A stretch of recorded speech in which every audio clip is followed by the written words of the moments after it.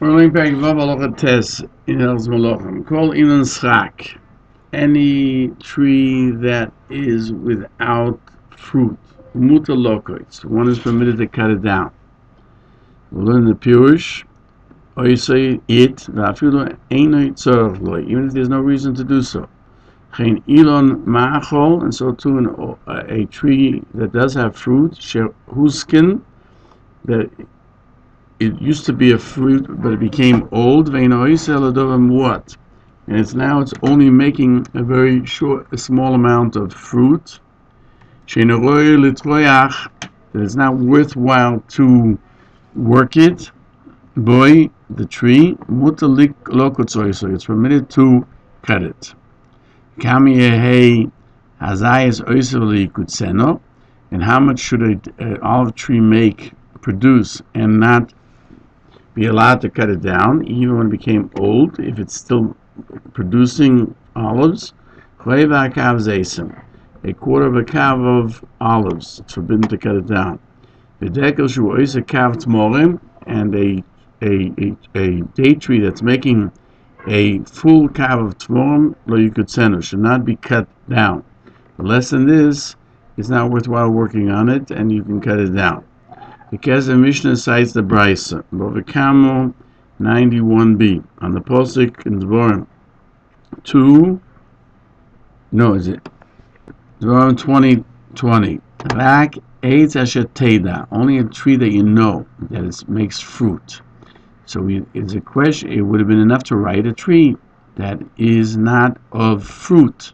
From this, we learn that even a tree that does have fruit that became old is not called a tree of fruit. Therefore, it came to tell us the Posek came. So the Posek comes to add that fruit tree that doesn't have enough to worthwhile, you can cut it down. The Rambam explains the Brisa that you shall know there was an eitz machol to begin with, and now it's old and it only makes very little fruit. The quarter of a cav of olives and a date tree that makes a bushel of tmorim you cannot cut down, because the Mishnah cites over Kamo. Omar Rav says a dekel, which gives a cav of tmorim, it's forbidden to cut it down. So we get more questions from the Brisa that by an olive tree, the shiur is a quarter of a cav, and the Gemara answers that olives are more worthwhile, and therefore, when it comes to an olive tree that makes only a quarter of a cav, you can't cut it down. Those Maimonides, Ois Beis, cites from Rashi. Im Encho Yodea Kol Motza Elohu. It cites Rashi that explains, if you don't know, if you don't know and it's close to the place of where you're besieging, you can take it even if it's a fruit tree. And so the Smag explains in the Rambam, the Torah said to beginning to cut down any tree that you need for fortification before you cut down those trees of fruit trees. Now Rambam explains, you should not destroy its wood only if you're destroying it. If not for the need of fortification, then which is what is done by many besieging encampments, they just destroy everything. That's forbidden.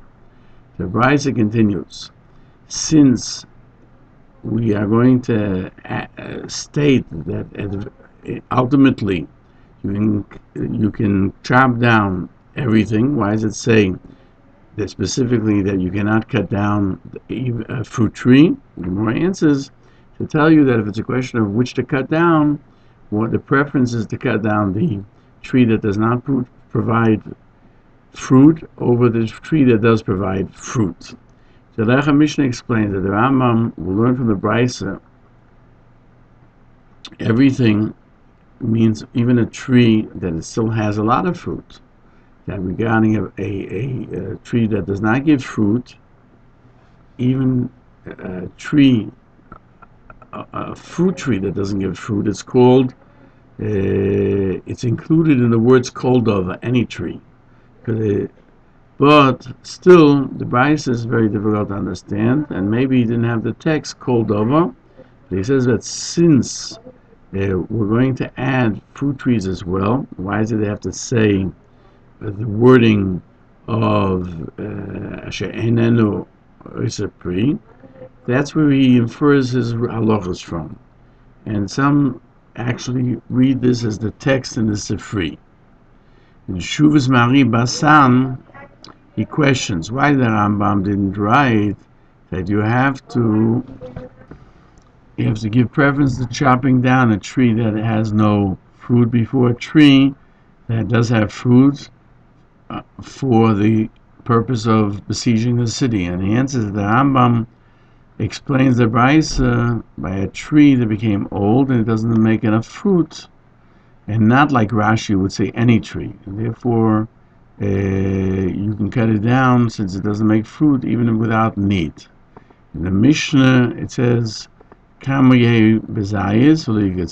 Mishnah tells us what is called a fruit tree when it's an olive tree that one is forbidden to cut it down. That would be a quarter of a kav. And also from Rav, who said that it's forbidden to cut down a date tree which has a measure of a full kav of dates, it would seem that less than that is permitted even when you don't need to do so. It says in the Brisa it's only to choose to cut down a non-bearing fruit tree over that of fruit is not halacha. That there's no law of which is first, because once you can cut it down, you can cut it down without need. But when it comes to a fruit tree that has enough fruit, the Rambam would admit that there you cut down the tree that is not giving fruit, and he did not mention it because the Rambam specifies that which is specific in the Gemara. The words of the Brisa are not la'alocha because they are referring to a tree that became old and is not a fruit tree, according to the Rambam. Hamil Shmuel infers from what the Rambam did not say by a tree that became old that you can cut it down without need. It's forbidden to cut it down when there is no need. The Machon Nesher also emphasizes that the Rambam did not write that it's permitted to cut down an old tree without need, since it says in the Torah that you have to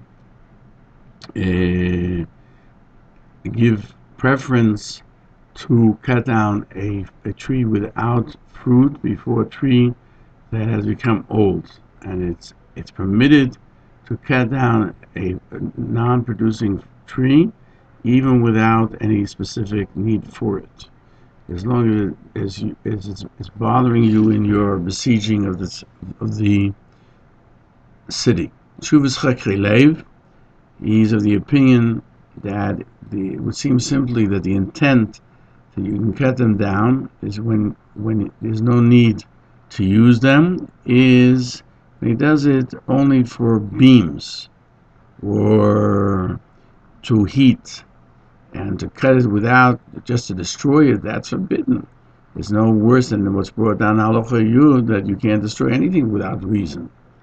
The Machon Nesher says Halacha, that something that was planted and it's young, it didn't give fruit yet, you can't cut it down. We're only talking about an old tree that hasn't made fruit yet. But a tree that hasn't produced fruit because it's still young is not considered a tree without fruit. The quarter of a kav of zaysim and the decal that has a kav, in Peirush HaMeir, the Rambam writes it's forbidden to cut down trees in 7 in Shemitah when they have fruits, because he steals from other people. HaKadosh Baruch Hu gave those fruits to everyone, and the only time you can cut down the tree is when the tree's value is greater than that of the fruit value. But if if the wood does not have a greater value than the fruit, it's forbidden to cut it down because it has fruits, because it says you should not destroy the tree. And if it has in a kezayis a quarter of a kav, you cannot cut it down. And this is a quarter of a kav from nitzonim. But other trees, except for the zaysim, from the time that they flower, the measure of a kav, you cannot cut them down. The Shulchan cites that it's permitted on Shemitah to cut down a tree, to make from it wood before it has the fruit on it, only if it's bothering other trees, or it destroys part of the field, or because its value of the wood is great, or it doesn't have a kav of Peirush, a fruit. When it starts to make fruit, you can't cut it down in the 7th year, because he causes the fruit to lose its value. And it says, the Shabbos or Oz will be for you to eat, to teach us that the Peirush of Shemitah can be given to eat and not for loss, as we find in Melochim 52b. And even if its money is very valuable, or if it damages other trees, or in a situation that in other years it will be permitted to cut it down, in the 7th year it's forbidden. And he says that the Rambam by us recanted from what he said in Peirush HaMeir with regard to 2 items. Here he writes a quarter of a kav from that which has flowered. And here he writes actually olives. Secondly, he writes by other trees, except for olive trees, from it comes out the amount of a kav, it's forbidden to cut it down, only if it has a value of wood. And by us, he writes that the measure of kav is only by dates. And he questions why those who explain the Mishnah, like the Hilchos Yesodei, did not point this out. Furthermore, the Rosh in Bava Kama Perek Ches says that the forbiddenness of cutting down by other trees has to do with their value. Geffen is worth a lot, therefore, even if it has a little bit of fruits, it's forbidden to cut it down.